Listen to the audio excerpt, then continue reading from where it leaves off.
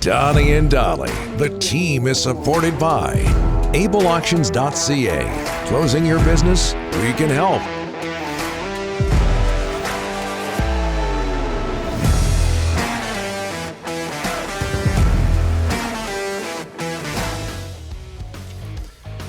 Wednesday, and today all of our guests, including Craig Button, standing by in St. John, are brought to you by the Alberni Power and Marine RPM Group, located in Port Alberni. Alberni Power and Marine is one of Vancouver Island's most trusted boat dealerships, the largest Mercury Marine dealership in Canada. Their service team just won for a fourth straight year, a CSI score above the national average. Make your appointment for the 2022 boating season at albernipowermarine.com. 2022 Memorial Cup in New Brunswick. It's St. John versus Edmonton. Today, Craig Button is there, TSN Scouting Director. How are you, sir? What's sticking out when it comes to the Memorial Cup for you? Well, the first thing that's sticking out, Donnie, is that it's the first one in 3 years, and there's a lot of excitement. Not only in the community of St. John, but with the individual teams and the players. We interviewed Dylan Guenther during the intermission last night. He's unable to play because of an injury for the Edmonton Oil Kings. But, he was saying that, as a 16-year-old, Edmonton had a really good team.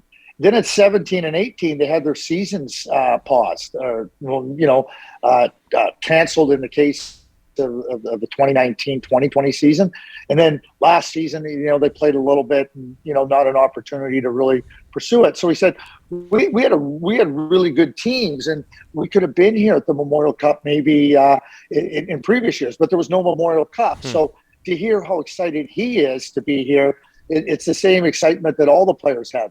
He just put it into a place where he was very, very forthright in saying we could have been at a Memorial Cup before coming here this year. Our teams were that good. Craig, what's in his future? And I ask that because Dylan Guenther is an Arizona draft pick, and he was picked by the Coyotes with the pick acquired in the OEL Garland trade with Vancouver. What's in Dylan's future?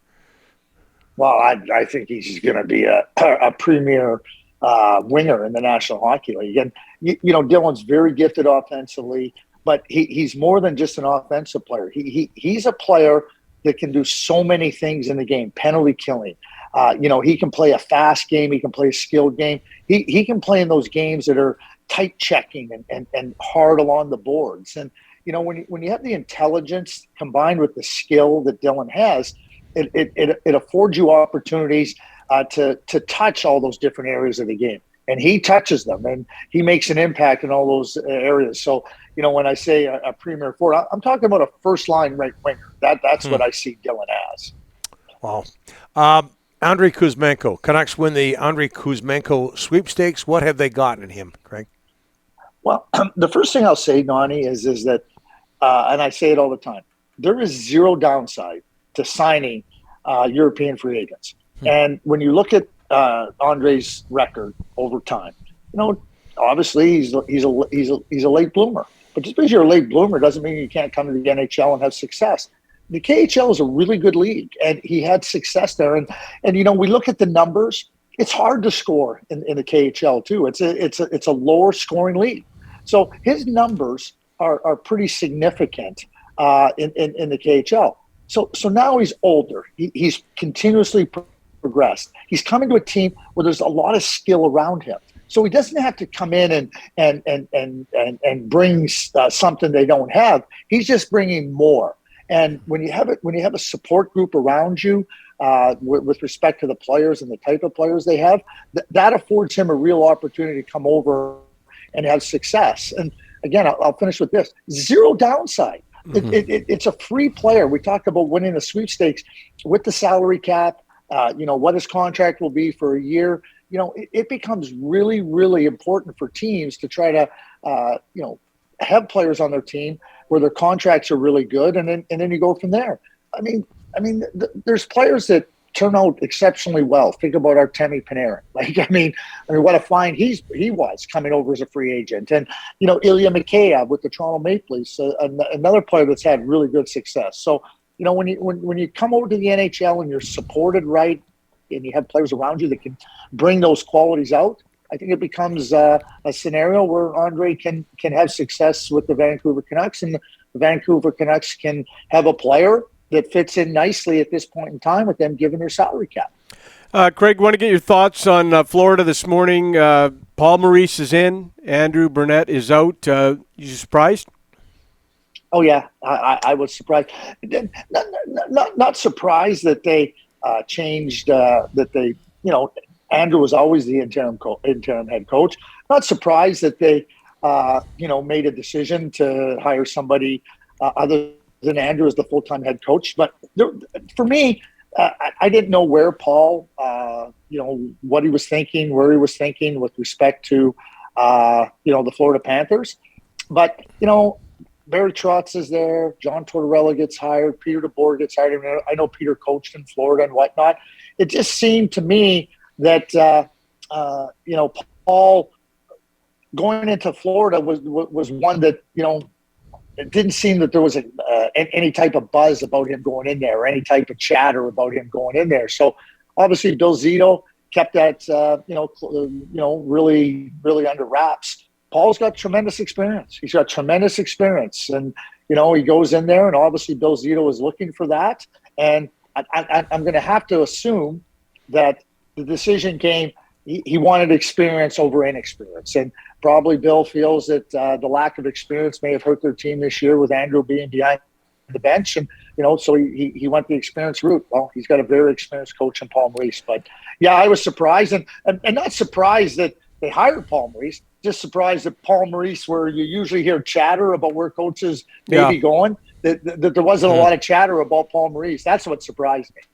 Craig, I want to ask you about a player. Carolina has given permission to the agent for defenseman Ethan Bear to talk to teams, possibly strike a deal somewhere else. Well, we are all wondering in Vancouver if there's a mix for Bear. What about this player? He didn't play in the playoffs, healthy scratch, but is this still, in your eyes, a serviceable player? You guys remember what I said last summer when the Vancouver Canucks cornered the market on bottom six right shot defensemen? Yeah. You want another bottom six, like a bottom pair, number six defenseman that can't play on a good team? Okay. That's what you're getting. And you have to define serviceable for me. They got enough of those guys. Yeah. Ethan Bear is nothing more than a 6'7" defenseman. Yeah, but there is a shortage of right shot D on this team, in the farm, in the system, the whole 9 yards, Craig. There is a massive shortage. Okay, what are you going to do with Tucker Pullman? Mm-hmm. So, like I said, if you want to keep cornering the market on bottom six, bottom pair, 6'7" defensemen, go ahead. You know what? He is what he is. I'm just telling you that he is what he is. Yep. Let's keep going back here. Healthy stretch for the Edmonton Oilers when it mattered. Healthy stretch for the Carolina Hurricanes. He is what he is. I can sit here and try to tell you he's something. He isn't Dolly. He isn't. He just isn't. And great, bottom line, there's lots of players in the NHL that are serviceable that don't help you win. Right. Austin Matthews, Hart Trophy, Lindsay Award. Is he, and this was debated a bit last night on social media, is he the greatest Leaf of all time? Hasn't got a Stanley Cup, but that question was being asked. Yeah, well, I'd like to know who's asking it, because let's start questioning the questioners. Do they forget about Dave Keon? Do they really forget about Dave Keon? Seriously. You know what? Austin Matthews has had a fantastic start to his NHL career. It gets capped off with a Hart Trophy and obviously the Ted Lindsay, right? But greatest Leaf? Yeah, I hardly think so. Let's let Austin finish his career and let's see what else he does before we start declaring him the greatest Leaf ever. We have Curtis Lazar coming up next in our next segment, Craig. You're leading into him and doing a fabulous job of it, by the way. He is going to be an unrestricted free agent. He's from Salmon Arm. Talked that the Canucks would be interested in him. Your opinion of Curtis Lazar?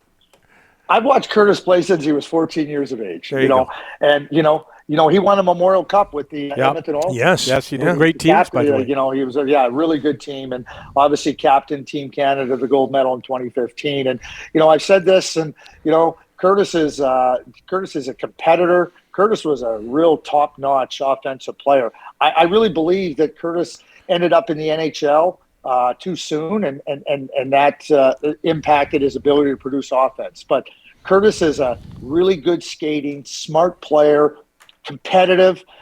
Playing in that part of your lineup, what I call a 7, 8, 9 forward, like in different spots, penalty killing, right?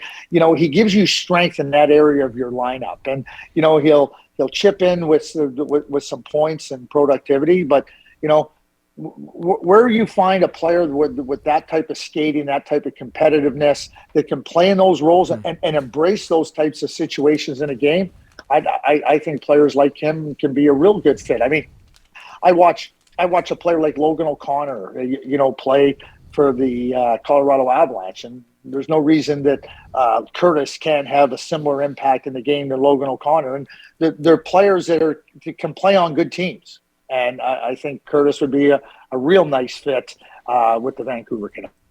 Looks like you got a nice day there in New Brunswick, Craig. Thanks for doing this. All the best at the Memorial Cup. Yes, you know what? I'm on the other coast. I'm way over it, but it's just nice to see everybody so excited about hosting a Memorial Cup and the teams being here. It really is a lot of fun. Nice, good stuff. Thanks, Craig. Appreciate it. Talk to you next week. Yeah. You bet.